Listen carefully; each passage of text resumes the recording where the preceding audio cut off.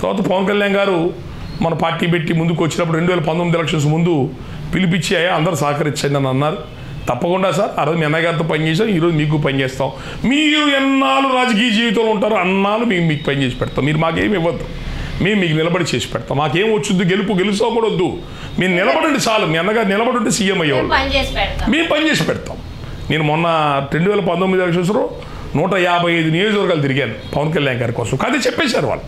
ఆ మాట పవన్ కళ్యాణ్ గారు కూడా చెప్పాను. సార్ ఎవరి దగ్గరికి పోయినా వీళ్ళన్నీ పని చేశాడు, ఈయన ఎన్నాళ్ళు ఉంటాడు. ఆయన కూడా అడిగారు ఈ మాట, నన్నే కాదు అని అంటున్నారు. సార్ వ్యాక్యూమ్ లేదు, వైసీపీ అను టీడీపీ ఇద్దరు బలపడి కొట్టుకుంటున్నారు 2 వర్గాలుగా. మనకి వ్యాక్యూమ్ లేదు. మీరు ఒకవేళ ఓడిపోయినా మీరు ప్రజల్లో నిలబడి పనిచేసేటట్టయితే సమాజం ఖచ్చితంగా మిమ్మల్ని ఆదరిస్తుంది. 2024లో ఖచ్చితంగా మీకు ఆపర్చునిటీస్ వస్తాయండి. మేము ఎప్పుడు మీతో పాటు ఉంటామని చెప్పొచ్చాము. ఆ రోజు నుంచి ఈ రోజు దాకా ఆయన ఎప్పుడు ఎవరు ఏ మాట అన్నా ఏ రోజు ఊరుకోలేదు, ఎవరిని ఉపేక్షించలేదు. ఆయన ప్రతిసారి డిఫెండ్ చేసుకుంటూ వస్తున్నాం. పేద కులాలను కూడా అందాం. కాపులు కాదండి, ఇక బీసీఎస్సీ వర్గాలను కూడా అయ్యా చైతన్యం అవ్వండి. 45% ఓటింగ్ ఉందంటున్నారు, మరి మీకు 70 సీట్లు పైన రావాలి కదా. ఆ రోజు ప్రజారాజ్యంలో చిరంజీవి గారు 115 సీట్లు ఇచ్చారు. ఆయన్ని మెచ్చుకోలేదు, కాపాడుకోలేదు. కనీసం ఈయనకైనా అండగా నిలబడండి, మీ పేద కులాల రాజ్యాధికారం సాధిస్తాడు. మీ పీసీఎస్సీ కూడా మా భుజాన్ని ఎక్కించుకుంటాం, మాకే పదవులు వద్దు, మాకే డబ్బు వద్దు నాయన, మిమ్మల్ని భుజాన్ని ఎక్కించుకుని వెళ్తాం, మమ్మల్ని నమ్మండి. ఆ రెడ్లు కమ్మల్ని నమ్మి నాశనం అయ్యారు, ఇక మమ్మల్ని అన్నా నమ్మండి, మీకు కావాల్సిన సహాయం చేస్తాను. ఈ రోజు దాకా చేసుకుంటూ వచ్చాం. ముఖ్యంగా మా కులానికి పనిచేయడం గల కారణం ఏంటంటే, నేను బ్లూ క్రాస్ అంటే జంతు సంఘం, మా ఇంట్లో మీరు చూశారు, మీరు రాగానే చిన్న కుక్కలు అవన్నీ ఉన్నాయి. అట్లనే దెబ్బలు తగిలితే వైద్యం చేయించడానికి తీసుకొచ్చాం. జంతువుల కోసం పనిచేసే మనిషి నాకే కులం అండి, నాది మానవత్వే నా కులం.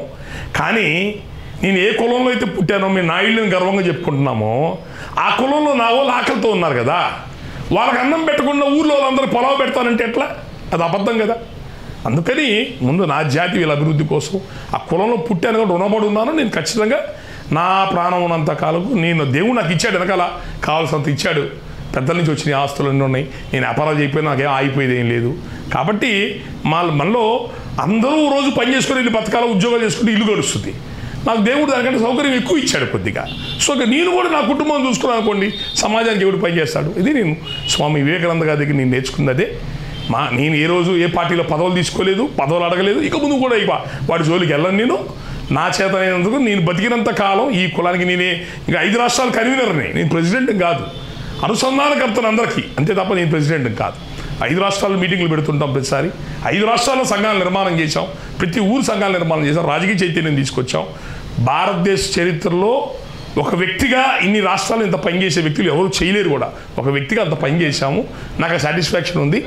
ఈ ఆంధ్ర తెలంగాణలో అన్ని రాష్ట్రాల్లో బీసీఎస్సీలు పరిపాలన చేశారు. ఈ ఆంధ్ర తెలంగాణ 2 రాష్ట్రాలకి కమ్మారెడ్డి దొరల పెత్తనంతో సస్తున్నాము. ఈ పేద కులాల రాజ్యాధికారం అందిన రోజున ఆ రోజు నేను కొంచెం ప్రశాంతంగా ఉంటాను.